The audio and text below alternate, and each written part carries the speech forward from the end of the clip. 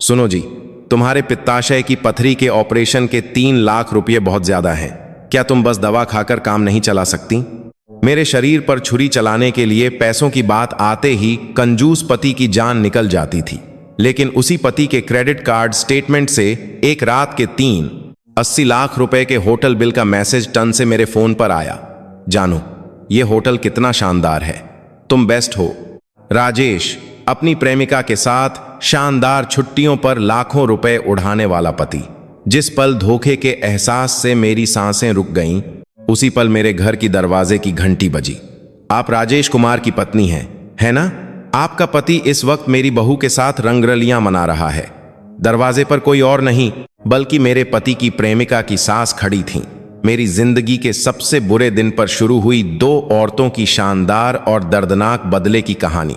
दुनिया की सबसे हैरान कर देने वाली 2 औरतों का खतरनाक गठबंधन अब शुरू होता है। शुरू करने से पहले अगर आप मुफ्त में सब्सक्राइब और लाइक का बटन दबा देंगे तो हम हर हफ्ते आपको ऐसी ही दिल को छू लेने वाली और रोंगटे खड़े कर देने वाली कहानियां सुनाएंगे। आज की कहानी शुरू करते हैं। सुनो जी, सारा सामान पैक हो गया? सुनीता ने अपने पति राजेश कुमार के सूटकेस के बगल में बड़े ध्यान से पैक की हुई आयुर्वेदिक जड़ी बूटियों का एक पाउच रखा। अश्वगंधा, गिलोय और पति की पसंदीदा मल्टीविटामिन की गोलियां पूरे 1 हफ्ते के लिए छोटी छोटी पुड़ियों में बांध कर रखी थीं।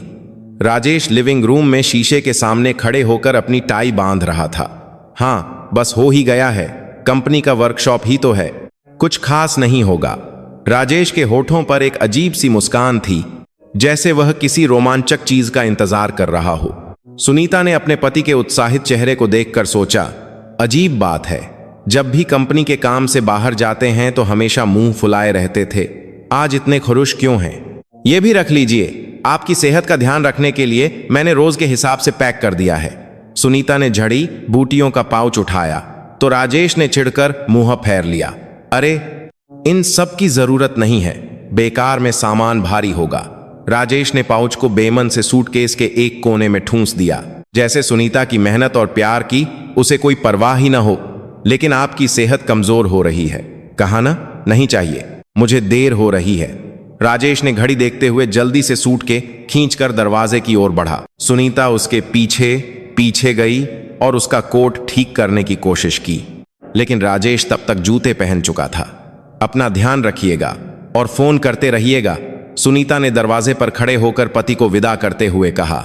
राजेश ने सुनीता की तरफ ठीक से देखा भी नहीं और दरवाजा खोल दिया। हम ठीक है, और धड़ाम से दरवाजा बंद होने की आवाज पूरे घर में गूंज गई। सुनीता उस खाली दरवाजे को देखती रही और उसे अपने दिल में एक अजीब सा खालीपन महसूस हुआ। कुछ तो अजीब था।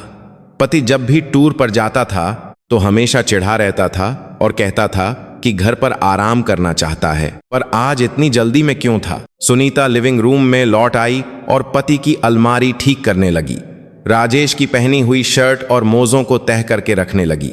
एक पुराने फटे हुए मोजे को देखकर सुनीता ने एक ठंडी आह भरी। नए मोजे खरीदने पड़ेंगे। सुनीता ने बड़बड़ाते हुए मोजे को तह किया। तभी उसकी नजर फर्श पर पड़े एक सफेद कागज के टुकड़े पर पड़ी। सुनीता ने उसे उठाया। जैसे ही उसने कागज खोला, उसकी उंगलियां कांपने लगीं। वह एक रसीद थी, दिल्ली के इंदिरा गांधी अंतर्राष्ट्रीय हवाई अड्डे के ड्यूटी फ्री शॉप की रसीद। खरीदे गए सामान के कॉलम में लिखा था हर्मीस बर्किन बैग 30 सेमी, काला रंग और कीमत थी 28 लाख रुपए। सुनीता की आंखें रसीद पर नीचे गईं और उसने खरीदारी की तारीख देखी। वह आज सुबह की ही तारीख थी। पति ने कहा था कि वह वर्कशॉप के लिए बेंगलुरु जा रहा है, लेकिन यह सामान तो दिल्ली एयरपोर्ट से खरीदा गया था। ये क्या है? सुनीता हाथ में रसीद लिए खड़ी रह गई। 28 लाख का लग्जरी बैग, जो पति सुनीता को 1000 रुपए का बैग खरीदने पर भी ताने देता था कि पैसों की बर्बादी है। उसने इतना महंगा बैग किसके लिए खरीदा होगा? सुनीता का दिमाग सुन्न हो गया। नहीं, ऐसा नहीं हो सकता। वह अपने पति पर विश्वास करना चाहती थी। सुनीता ने रसीद को कसकर मुट्ठी में भींच लिया और सोफे पर धम्म से बैठ गई। उसका दिल जोर जोर से धड़क रहा था, होंठ सूख गए थे। नहीं, जरूर कोई और वजह होगी। सुनीता खुद को समझाने की कोशिश कर रही थी, लेकिन बेचैनी बढ़ती ही जा रही थी। तभी दरवाजे की घंटी बजी। टिंग टोंग। सुनीता चौंक गई। उसने जल्दी से रसीद अपनी जेब में डाली और इंटरकॉम की स्क्रीन पर देखा। स्क्रीन पर धूप का चश्मा पहने एक शाही और उम्रदराज महिला खड़ी थी। काले रंग का सूट, गले में मोतियों का हार। उनका अंदाज बिल्कुल अलग था। उनके पीछे कमर पर वॉकी टॉकी लगाए कई हट्टे कट्टे आदमी खड़े थे। यह सब किसी फिल्म के सीन जैसा लग रहा था। कौन है? सुनीता ने इंटरकॉम से पूछा, लेकिन उस महिला ने जवाब देने के बजाय अपना चश्मा उतारा और सीधे कैमरे में देखा। उनकी आंखों में एक तेज और अधिकारपूर्ण चमक थी। मैं राजेश कुमार की पत्नी से मिलने आई हूं, कुछ जरूरी बात करनी है। उनकी आवाज में एक ऐसी ताकत थी जिसे मना नहीं किया जा सकता था। सुनीता को कुछ समझ नहीं आया, लेकिन उसने दरवाजा खोल दिया। वह महिला बड़े रौब से अंदर आई। उनके पीछे आ रहे एक आदमी ने अदब से झुककर कहा, नमस्ते, मैं रानी साहिबा का सेक्रेटरी मिस्टर खन्ना हूं। रानी साहिबा ने लिविंग रूम पर एक नजर डाली और फिर सोफे पर ऐसे बैठ गईं जैसे यह उनका अपना ही घर हो। खड़ी क्यों हो? बैठो, रानी साहिबा ने सुनीता से कहा। सुनीता बिना कुछ समझे उनके सामने बैठ गई। मिस्टर खन्ना ने अपने ब्रीफकेस से कुछ तस्वीरें निकाली और मेज पर फैला दी। तस्वीरों को देखते ही सुनीता का चेहरा सफेद पड़ गया। तस्वीरों में उसका पति राजेश था, दिल्ली एयरपोर्ट के डिपार्चर गेट पर एक जवान लड़की के साथ। राजेश बड़े प्यार से उस लड़की के कंधे पर हाथ रखे हंस रहा था। एक तस्वीर में वे गले मिल रहे थे और एक में हाथ डाले चल रहे थे। सुनीता के हाथ कांप रहे थे। रानी साहिबा अपनी कलाई में पहनी पुरानी पन्ने की अंगूठी को घुमाते हुए बोली, जब मैं दिल्ली के चांदनी चौक में पैसों का कारोबार करती थी, तब से मेरी परख कभी गलत नहीं हुई। उनकी आवाज रूखी और ठंडी थी। मेरी बहू तुम्हारे पति के साथ मेरा पैसा लेकर भागने की फिराकर में है। बहू? आपने बहू कहा? सुनीता ने कांपती आवाज में पूछा। क्या वह लड़की आपकी बहू है? रानी साहिबा ने सिर हिलाया। उस धोखेबाज की मेरे बेटे से शादी हुए 2 साल हो गए, लेकिन अब लग रहा है कि यह सब उसकी पहले से सोची समझी साजिश थी। सुनीता का सिर चकरा रहा था। पति का किसी और के साथ संबंध है, यह सदमा ही काफी था, पर वह औरत शादीशुदा है और वह भी सामने बैठी इस ताकतवर महिला की बहू। नहीं नहीं, जरूर कोई गलतफहमी हुई है। मेरे पति ऐसे इंसान नहीं हैं। सुनीता इस सच्चाई को मानना नहीं चाहती थी, लेकिन रानी साहिबा ने मिस्टर खन्ना को इशारा किया और उन्होंने एक और फाइल निकाली। यह भी देखिए। मिस्टर खन्ना ने जो कागजात सुनीता को दिखाए, उन्हें देखते ही सुनीता सब कुछ समझ गई। वे एक कंपनी बनाने के कागजात थे। कंपनी की मालकिन का नाम था सुनीता शर्मा, यानी खुद सुनीता। लेकिन सुनीता ने ऐसी कोई कंपनी कभी नहीं बनाई थी। तुम अब सिर्फ एक पत्नी नहीं हो, बल्कि एक ऐसी फर्जी कंपनी की मालकिन हो जो जल्द ही जेल जाने वाली है। रानी साहिबा की बात सुनीता के सीने में तीर की तरह चुभी।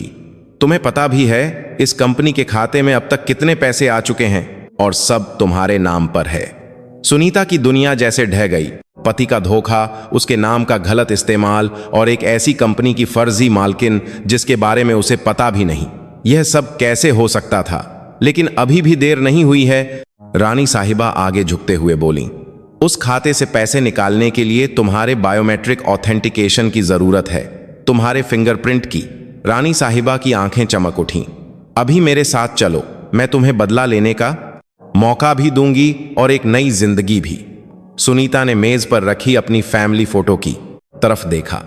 शादी की 20वीं सालगिरह पर खिंचवाई गई तस्वीर में उसका पति मुस्कुरा रहा था। उस वक्त वे कितने खुश लग रहे थे। क्या वह सब झूठ था? सुनीता के सीने में कुछ उबलने लगा।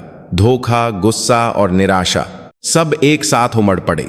सुनीता ने कांपते हाथों से फैमिली फोटो उठाई और उसे जोर से मेज पर पटक दिया। खटाक की आवाज के साथ फ्रेम उलट गया, कांच टूट गया और तस्वीर मुड़ गई। मुझे क्या करना होगा? सुनीता की आवाज कांप रही थी, लेकिन उसमें एक दृढ़ निश्चय था। रानी साहिबा के चेहरे पर एक संतोष भरी मुस्कान आई।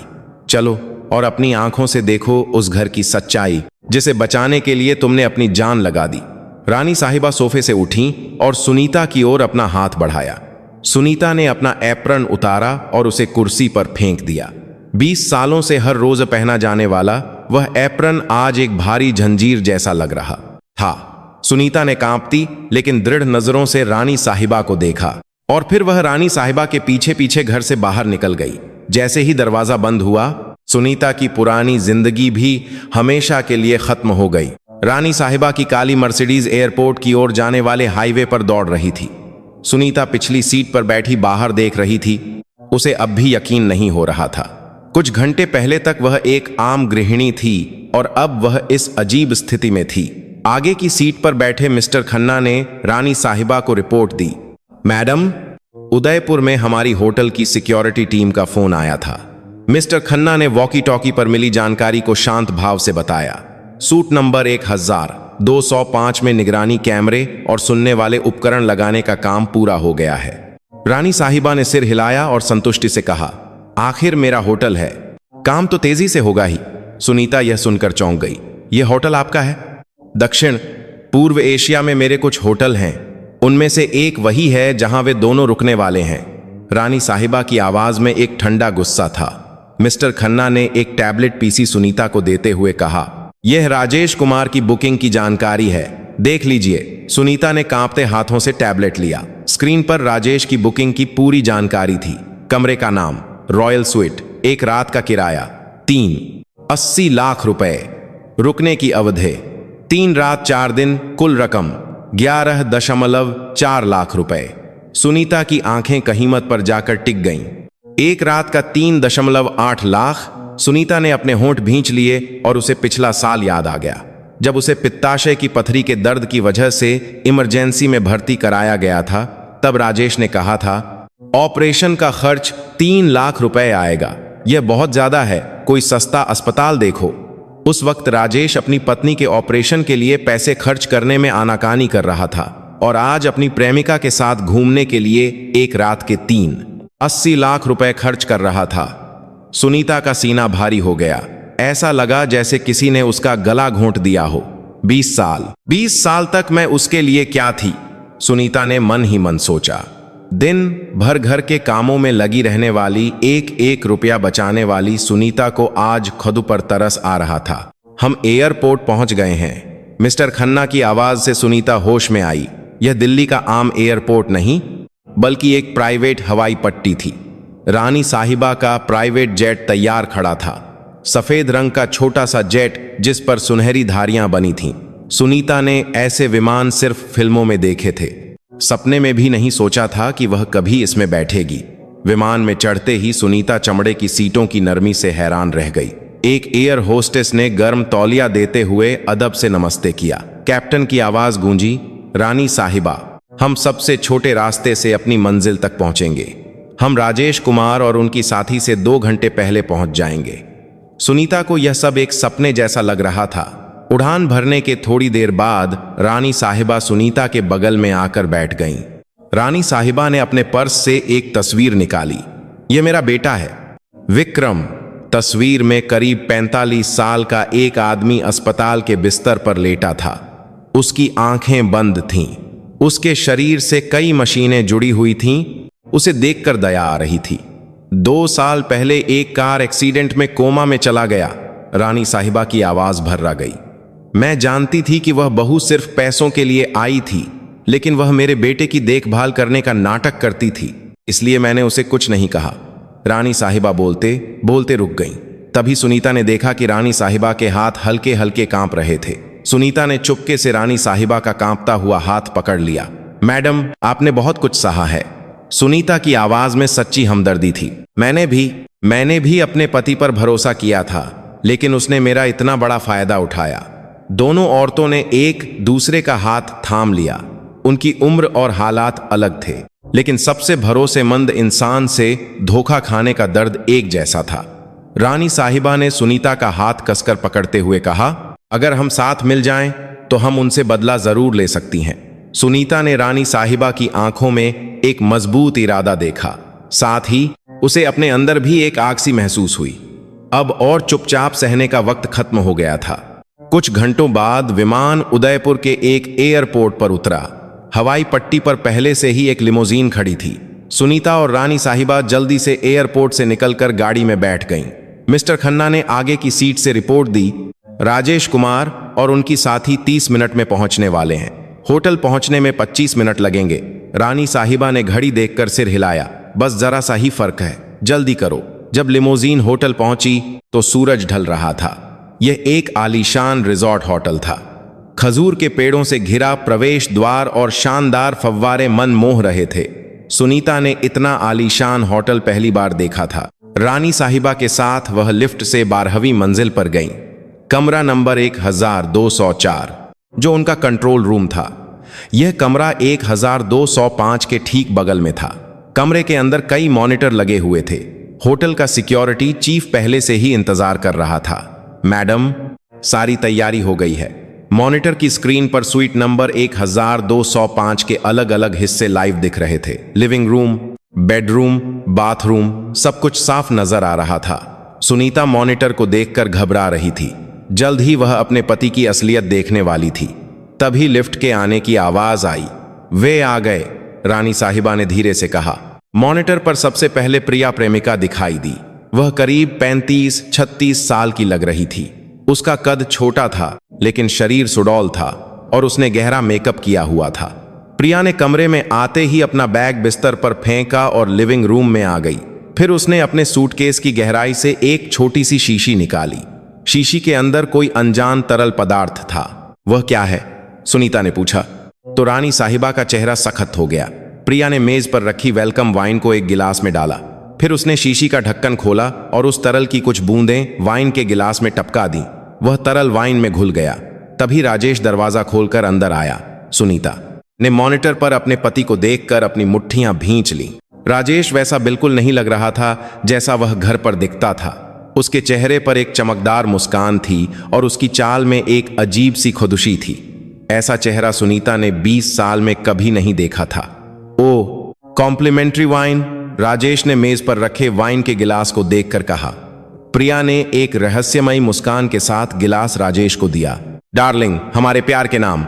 दोनों के गिलास टकराने की आवाज स्पीकर से सुनाई दी। सुनीता यह देखकर सिहर उठी। उसका पति कोई अनजान नशीली वाइन पी रहा था। उस औरत ने मेरे पति को क्या पिलाया है? सुनीता की आवाज कांप रही थी। राजेश ने वाइन खत्म की और फिर अपना माथा पकड़ते हुए बोला, कुछ चक्कर आ रहा है। फिर वह लड़खड़ाता हुआ बाथरूम की तरफ चला गया। मैं नहा कर आता हूं, थोड़ा आराम करना होगा।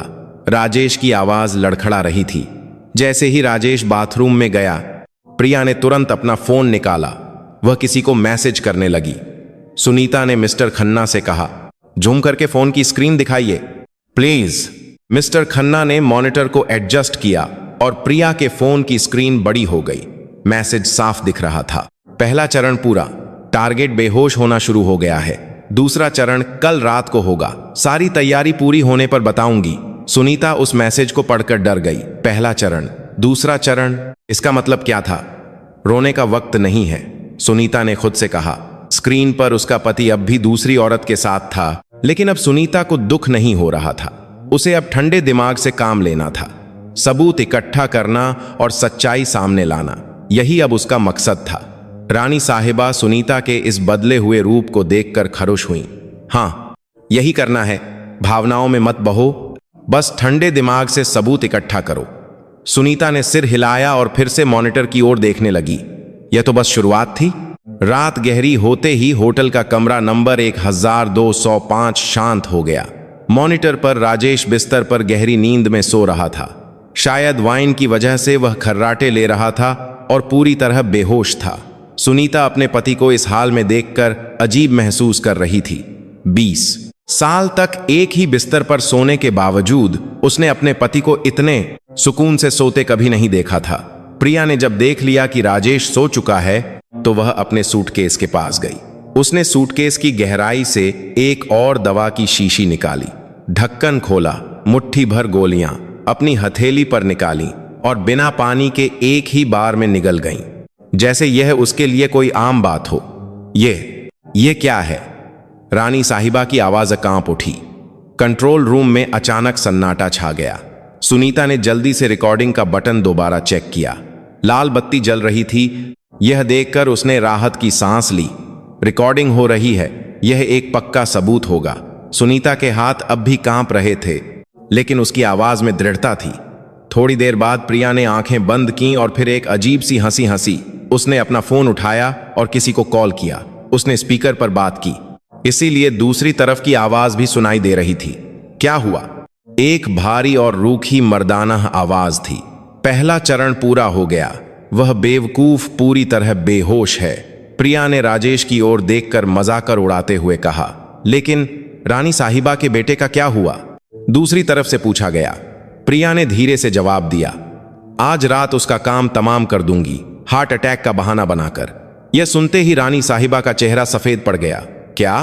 रानी साहिबा अपनी जगह से उछल पड़ी और चीखी, नहीं, मेरे बेटे को।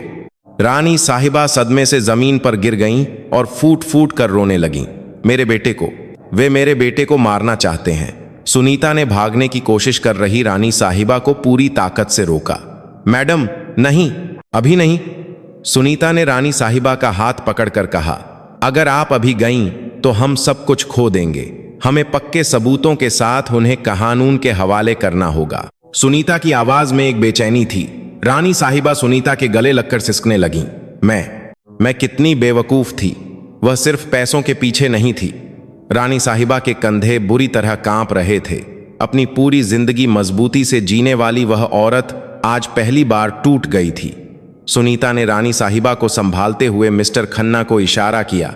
मिस्टर खन्ना, तुरंत भारत में अस्पताल में फोन कीजिए। सुनीता के निर्देश पर मिस्टर खन्ना ने तुरंत वॉकी टॉकी उठाया।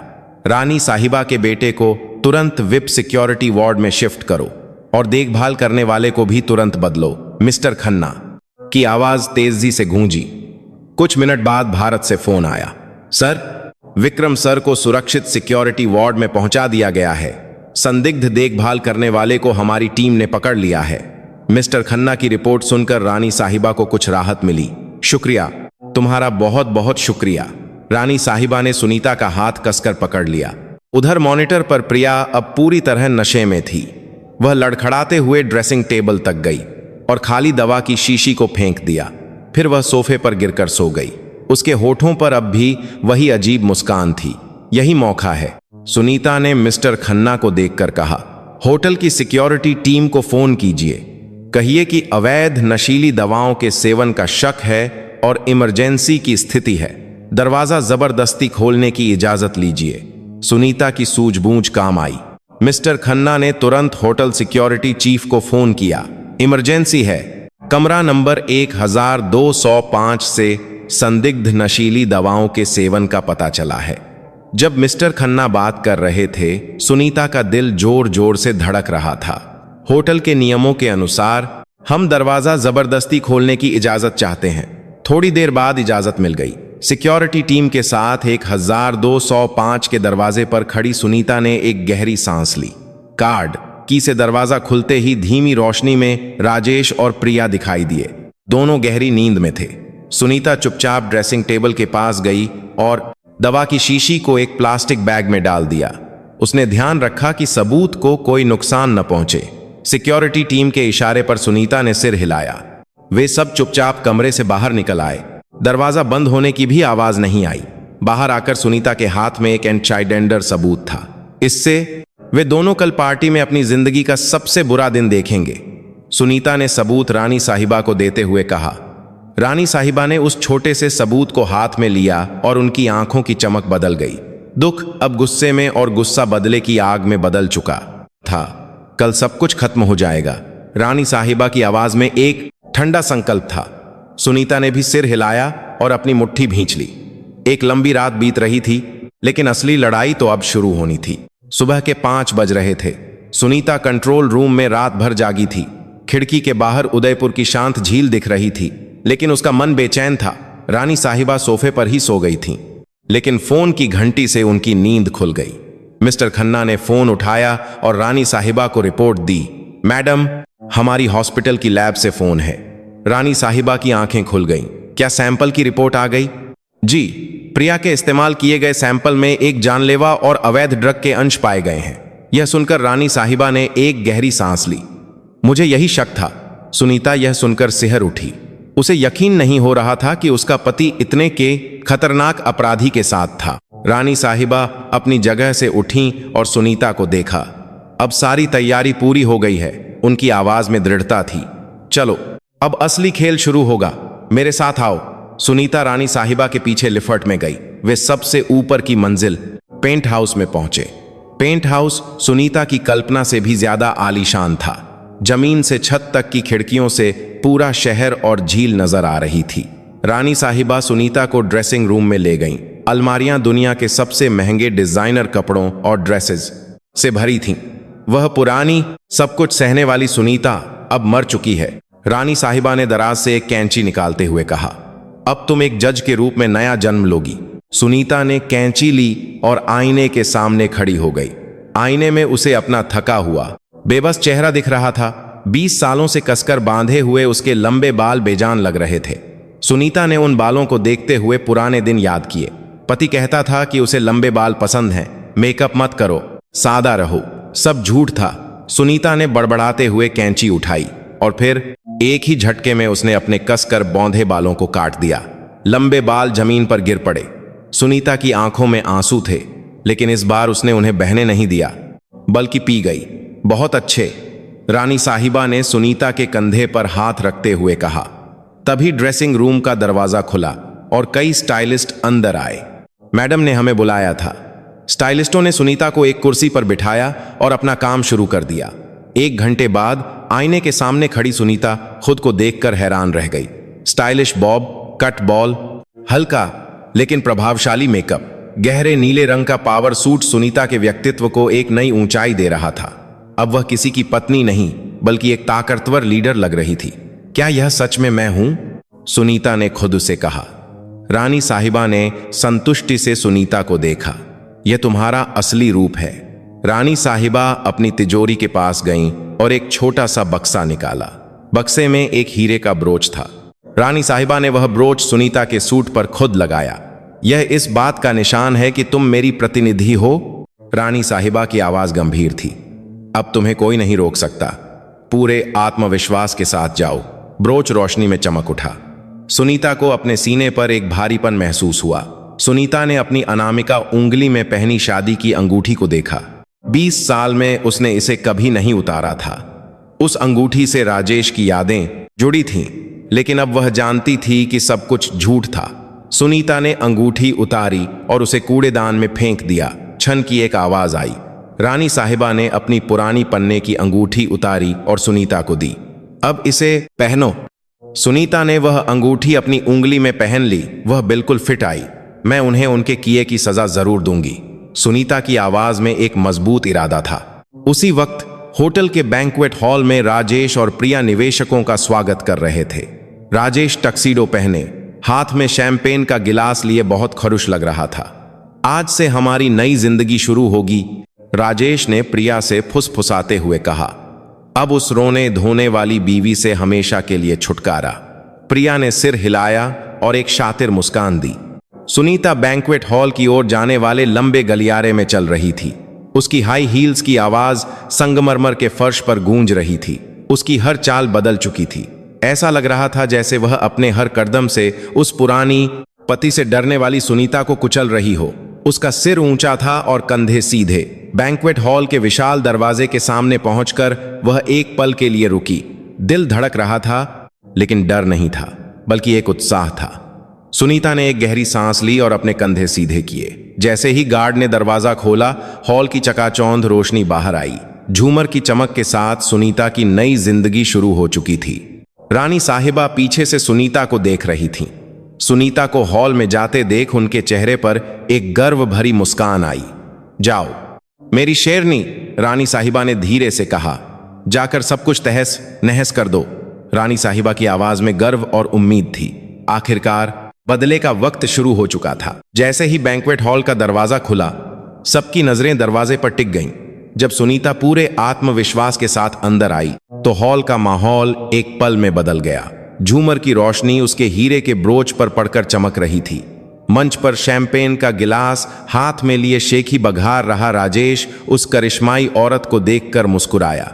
ये कौन है? लेकिन जैसे जैसे वह औरत पास आती गई, राजेश का चेहरा सखत होता गया। कहीं ये राजेश का चेहरा सफेद पड़ गया। उसे एहसास हो गया था कि वह औरत कोई और नहीं, बल्कि उसकी पत्नी सुनीता थी। राजेश का मुंह खुला का खुला रह गया और उसके हाथ से शैंपेन का गिलास छूटकर जमीन पर गिर गया। छन्न की आवाज शांत हॉल में गूंज उठी। सुनीता? सुनीता ने राजेश के घबराए हुए चेहरे को ठंडी नजरों से देखा और फिर वह अपनी हाई हील्स पहने मंच की ओर चल पड़ी। निवेशक आपस में कानाफूसी करने लगे, लेकिन सुनीता ने किसी पर ध्यान नहीं दिया। मंच पर पहुंचकर सुनीता ने राजेश के हाथ से माइक छीन लिया। राजेश इतना हैरान था कि विरोध भी नहीं कर पाया। देवियों और सज्जनों, सुनीता की आवाज पूरे हॉल में गूंजी, शांत लेकिन ताकतवर आवाज। यह कोई निवेश का मौका नहीं, बल्कि एक अपराध का अड्डा है। हॉल में तुरंत खलबली मच गई। तभी हॉल के पीछे लगी बड़ी स्क्रीन चालू हो गई। यह रानी साहिबा का इंतजाम था। स्क्रीन पर राजेश के गबन के सबूत एक एक करके सामने आने लगे। सुनीता के नाम पर बनाए गए फर्जी खाते, कंपनी से निकाले गए पैसे का हिसाब, सब कुछ साफ साफ दिख रहा था। राजेश स्क्रीन को देखकर कांपने लगा। इसके बाद कल रात की प्रिया की वीडियो चलने लगी।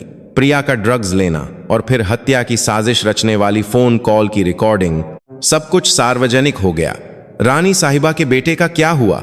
आज रात उसका काम तमाम कर दूंगी, हार्ट अटैक का बहाना बनाकर प्रिया की आवाज हॉल में गूंज रही थी। तभी हॉल का पिछला दरवाजा खुला और स्थानीय पुलिस की स्पेशल टीम अंदर घुस आई। यह रानी साहिबा की टीम थी जिसे उन्होंने कल रात ही बुला लिया था। पुलिस, कोई अपनी जगह से नहीं हिलेगा। पुलिस वाले हॉल में फैल गए। प्रिया को अब जाकर समझ आया और उसने भागने की कोशिश की, लेकिन एक पुलिस अधिकारी ने जब उसका हैंडबैग खोला तो उसमें से ड्रग्स की एक छोटी शीशी निकली। अवैध ड्रग्स रखने के जुर्म में तुम्हें गिरफ्तार किया जाता है। जैसे ही पुलिस ने हथकड़ी लगाई, प्रिया चीखने लगी, मैंने उसे खुद नहीं मारा, मैंने सिर्फ आदेश दिया था। प्रिया ने अनजाने में अपना जुर्म कबूल कर लिया। पुलिस उसे घसीटते हुए ले जा रही थी, लेकिन वह आखिर तक चिल्लाती रही, यह मैंने अकेले नहीं किया, हम दोनों ने मिलकर यह प्लान बनाया था।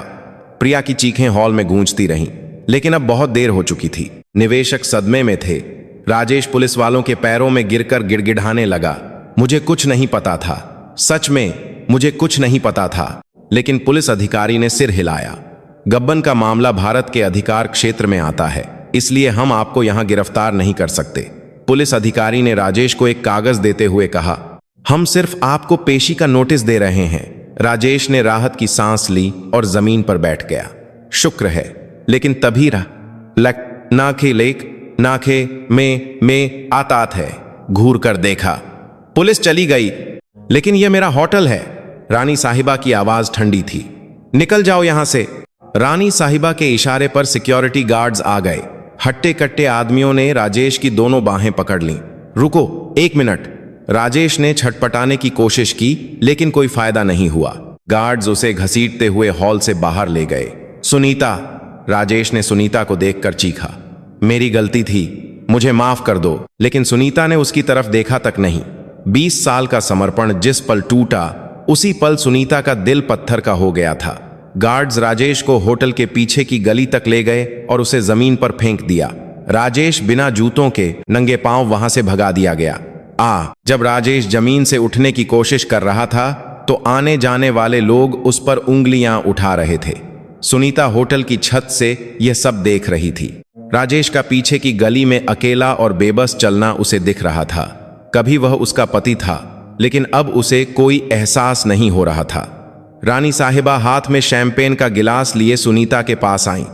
बहुत अच्छा काम किया बेटी। रानी साहिबा ने सुनीता को एक गिलास दिया। सुनीता ने गिलास लिया और दोनों ने एक दूसरे को देखा। दोनों के गिलास टकराने की एक धीमी आवाज आई, चीयर्स। सुनीता ने शैंपेन पी और 20 साल में पहली बार खुलकर मुस्कुराई। उसे हंटिलास में सपने खापर में कौन बात रहा है, आजाद महसूस हो रहा था। छत से दिखती झील आज पहले से कहीं ज्यादा खूबसूरत लग रही थी, जैसे एक नई जिंदगी की शुरुआत का संकेत दे रही हो। इस घटना को 15 दिन बीत चुके थे। सुनीता दिल्ली के एक आलीशान अपार्टमेंट में एक शांत सुबह का आनंद ले रही थी। यह रानी साहिबा का दिया हुआ सुरक्षित घर था। लिविंग रूम की बड़ी खिड़की से शहर का नजारा दिखता था। सुनीता कॉफी पीते हुए अखबार पढ़ रही थी। पहले पन्ने पर खबर थी, होटल ग्रुप की बहू अवैध ड्रग्स के साथ रंगे हाथों गिरफ्तार। सुनीता ने खबर पढ़कर राहत की सांस ली, लेकिन राजेश के हालात बिल्कुल उल्टे थे। वह एक छोटे से कमरे वाले लॉज में मैगी खाकर गुजारा कर रहा था। उसके सारे बैंक खाते फ्रीज हो चुके थे और क्रेडिट कार्ड बंद हो गए थे। मेज पर पुलिस स्टेशन से आए पेशी के नोटिस का ढेर लगा था। राजेश उन कागजों को देखकर अपना सिर पकड़ लेता था। धोखाधड़ी, गबन, नाम का गलत इस्तेमाल, जुर्मों की लंबी लिस्ट थी। वकील से बात करने की कोशिश की, लेकिन उनकी फीस ही लाखों में थी। राजेश के पास इतने पैसे नहीं थे, वह चारों तरफ से घिर चुका था। तभी राजेश के दिमाग में एक ख्याल आया, सुनीता। सुनीता। राजेश ने अपना फोन देखते हुए बड़बड़ाया। उसने सुनीता को फोन करने की कोशिश की, लेकिन नंबर बदल चुका था। तो फिर दूसरा तरीका अपनाना पड़ेगा। राजेश की आंखों में एक क्रूरता आ गई। उसने उस चीज के बारे में सोचा जो सुनीता को मजबूर कर सकती थी, उसकी अपनी मां, जो डिमेंशिया, भूलने की बीमारी की मरीज थी। राजेश एक नर्सिंग होम की ओर चल पड़ा। बाहर बारिश हो रही थी। नर्सिंग होम में एक नर्स ने राजेश को रोकने की कोशिश की। उनकी हालत ठीक नहीं है, आप उन्हें अचानक नहीं ले जा सकते। चुप रहो, मैं उनकी देखभाल करूंगा। राजेश ने गुस्से में अपनी मां को व्हील चेयर पर बिठाया। उसने इस बात की भी परवाह नहीं की कि 80 साल की बुढ़िया बारिश में भीग रही है। राजेश अपनी मां को पीठ पर लाद कर सुनीता के अपार्टमेंट की ओर चल पड़ा। इस बार सुनीता मना नहीं कर पाएगी। राजेश को अपने प्लान पर पूरा यकीन था। अपार्टमेंट पहुंचकर राजेश ने इंटरकॉम का बटन दबाया। कौन है? सुनीता की आवाज आई। स्क्रीन पर बारिश में भीगी एक बुढ़िया को पीठ पर उठाए राजेश की तस्वीर दिखी। सुनीता यह देखकर चौंक गई। दरवाजा खोलो, तुम्हारी सास है। राजेश जोर जोर से चिल्लाने लगा। आसपास के लोग खिड़कियों से झांकने लगे। लोगों की नजरों की वजह से सुनीता को दरवाजा खोलना पड़ा। राजेश ने अपनी मां को अंदर धकेल दिया। मुझे पुलिस के चक्कर काटने हैं, मैं बिजी हूं, राजेश ने बेशर्मी से कहा। अब तुम ही इन्हें संभालो। सुनीता राजेश की बेशर्मी देखकर सन्न रह गई। डिमेंशिया की मरीज सास अपनी बहू को पहचान नहीं पा रही थी। मैं कहां हूं? मुझे घर जाना है, बुढ़िया फर्श पर रेंगते हुए बड़बड़ा रही थी। सुनीता को यह देखकर दुख हुआ, लेकिन राजेश को देखकर उसे घिन आ रही थी। तुम तो अच्छी हो ना? राजेश सुनीता के पास आकर बोला। अगर मैं जेल गया तो हमारी मां सड़क पर आ जाएगी। राजेश सुनीता की दया को उकसाने की कोशिश कर रहा था, लेकिन सुनीता अब राजेश की असलियत जानती थी। यह क्या कर रहे हैं आप? सुनीता ने ठंडी आवाज में पूछा। आप मां का इस्तेमाल करके मुझे ब्लैकमेल कर रहे हैं? राजेश घबरा गया। जैसे ही सुनीता ने फोन निकालकर 112 डायल करने की कोशिश की, राजेश उस पर झपट पड़ा। करो फोन। राजेश ने फोन छीनने की कोशिश की। अगर तुमने फोन किया तो मैं मां को यहीं छोड़कर भाग जाऊंगा। राजेश की धमकी से सुनीता के हाथ रुक गए। क्या आप इंसान भी हैं? सुनीता ने कांपती आवाज में पूछा। लेकिन राजेश तब तक दरवाजा खोलकर भाग रहा था। तुम जानो तुम्हारा काम। राजेश के सीढ़ियों से उतरने की आवाज आई। सुनीता बंद दरवाजे को देखकर जमीन पर बैठ गई। फर्श पर उसकी डिमेंशिया की मरीज सास अकेली रह गई थी। मुझे घर जाना है। बुढ़िया की आवाज सुनीता के सीने में चुभ रही थी। उसे पुराने दिन याद आ गए। 20 साल तक उसने अपनी सास की सेवा की थी, लेकिन अब वह कुछ भी याद नहीं रख सकती थी। और ऐसी मां को छोड़कर भागने वाला राजेश सुनीता के लिए एक बुरे सपने जैसा था। सुनीता गुस्से और दया के मिले जुले भावों में घिर साथ गई। वह वहीं बैठकर फूट फूट कर रोने लगी। कोई ऐसा कैसे कर सकता है? वह सिसकते हुए बोली। सास उसके बगल में आकर बैठ गई और बोली, क्यों रो रही हो? सब ठीक हो जाएगा। शायद बीमारी में भी वह किसी को रोते देख दुखी हो जाती थी। सुनीता अपनी सास को देखकर और भी जोर से रोने लगी। सुनीता के फोन करने के 1 घंटे बाद दरवाजे की घंटी बजी। रानी साहिबा मिस्टर खन्ना के साथ तेजी से अंदर आईं। कहाँ है वह? रानी साहिबा ने पूछा। सुनीता ने लिविंग रूम की ओर इशारा किया, जहां कोने में राजेश की मां एक दीवार से लिपटकर कांप रही थी, जानवर से भी बदतर। रानी साहिबा ने यह देखकर दांत पीसे। उन्होंने सुनीता को उठाया और मजबूत आवाज में कहा, यह तुम्हारी जिम्मेदारी नहीं है, मैं सब संभाल लूंगी, चिंता मत करो। मिस्टर खन्ना ने तुरंत अपने वकीलों को फोन किया। आधे घंटे में वकीलों की टीम पहुंच गई। उन्होंने अपार्टमेंट की सीसीटीवी फुटेज हासिल की, जिसमें राजेश अपनी मां को छोड़कर भागता हुआ साफ दिख रहा था। हम उन पर माता पिता की देखभाल न करने और उन्हें लावारिस छोड़ने का केस करेंगे। कुछ दिनों बाद खबर आई कि राजेश एक लॉज में छिपा हुआ पकड़ा गया। रानी साहिबा ने राजेश की मां को अपने ट्रस्ट द्वारा चलाए जाने वाले सबसे अच्छे नर्सिंग होम में भर्ती करा दिया। सुनीता जब उनसे मिलने गई तो बुढ़िया ने एक पल के लिए उसे पहचान लिया। सुनीता बेटी। राजेश की मां ने सुनीता का हाथ पकड़ा। मुझे माफ कर देना, मेरे बेटे को माफ मत करना। यह कहते हुए उनकी आंखों से आंसू बह निकले। सुनीता ने अपनी सास को गले लगा लिया। 20 साल तक वह उसकी मां जैसी ही तो थी। जेल में बंद राजेश पूरी तरह टूट चुका था। उसके वकील ने बताया कि गबन, ड्रग्स में मदद और अब मां को लावारिस छोड़ने के जुर्म में उसे कम से कम 5 साल की सजा होगी। कुछ दिनों बाद रानी साहिबा ने सुनीता को अपने होटल ग्रुप के हेड ऑफिस में बुलाया।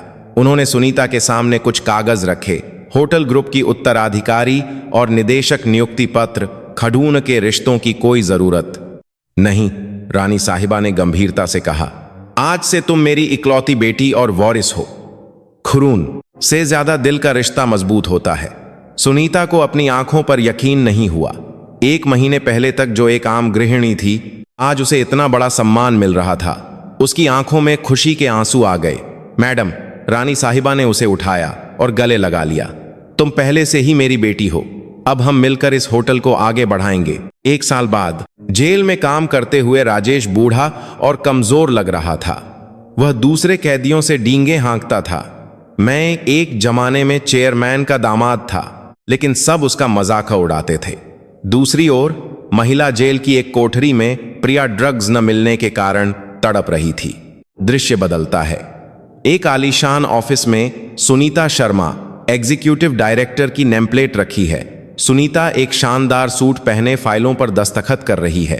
एक मैनेजर ने रिपोर्ट देते हुए कहा, मैम, इस तिमाही की बिक्री पिछले साल से 30% ज्यादा है। कर्मचारियों के वेलफेयर का बजट भी बढ़ा दो। यह सब उनकी मेहनत का नतीजा है। सुनीता ने कहा। लंच टाइम पर दरवाजा खटखटाने की आवाज आई। रानी साहिबा हाथ में टिफिन लिए अंदर आईं। अपनी व्यस्त बेटी के लिए खाना लाई हूं। दोनों पेंट हाउस की छत पर गईं। रानी साहिबा ने बताया, मेरा बेटा अब व्हील चेयर पर बैठकर सैर करने लगा है। तुम्हारी वजह से मेरे मन का बोझ हल्का हो गया। शायद इसीलिए उसकी हालत सुधर रही है। मैडम, आपकी वजह से मुझे नई जिंदगी मिली है, सुनीता ने ईमानदारी से कहा। खाना खाने के बाद वे दोनों शॉपिंग के लिए गईं। एक दुकान में सुनीता की नजर एक खूबसूरत ड्रेस पर पड़ी। मां, वो देखो कितनी सुंदर है। सुनीता ने स्वाभाविक रूप से रानी साहिबा को मां कहकर पुकारा। रानी साहिबा एक पल के लिए रुकीं। उनका दिल भर आया। फिर उन्होंने मुस्कुराकर जवाब दिया, हाँ, मेरी बेटी पहनेगी तो सबसे महंगी और सबसे सुंदर ही लेंगे। 2 घंटे बाद वे दोनों हाथों में शॉपिंग बैग्स लिए बाहर निकलीं। सुनीता और रानी साहिबा एक दूसरे को देखकर हंस रही थीं। वे सच में खुश थीं। आज बहुत मजा आया। मां, सुनीता ने रानी साहिबा का हाथ पकड़ते हुए कहा, मुझे भी बेटी। डूबते सूरज की रोशनी में चलती हुई उन 2 औरतों की परछाई बहुत खूबसूरत लग रही थी। सुनीता अब किसी पर निर्भर नहीं थी। वह पूरे आत्मविश्वास के साथ चल रही थी और रानी साहिबा को भी एक असली बेटी मिल गई थी। यह खून से ज्यादा मजबूत, दिल के रिश्ते से बना एक सच्चा परिवार था। यही उनकी असली जीत थी। धोखे और दर्द से भरे अतीत को हराकर 2 औरतों ने एक नई और खुशहाल जिंदगी की शुरुआत की थी।